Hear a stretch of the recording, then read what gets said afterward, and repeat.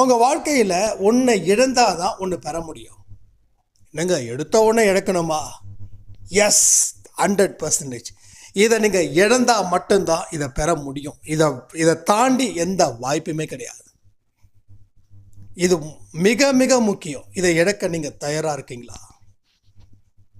சொல்லுங்கள். உங்கள் வழிபாடு முறைகள் சிறப்பாக இருக்கணும், நீங்கள் நினச்சது நடக்கணும்னா நான் ஒன்றை மட்டும் இழக்க சொல்லுவேன். அதுக்கு இழக்க தயாரா? கமெண்டில் கமெண்ட் பண்ணுங்கள். இழக்க தயார்னா தயார், இல்லை இழக்க தயார் இல்லைன்னா அந்த ஆடியோவை பார்க்க வேண்டாம், நீங்கள் பாட்டுக்கு உங்கள் வேலையை பார்க்கலாம்.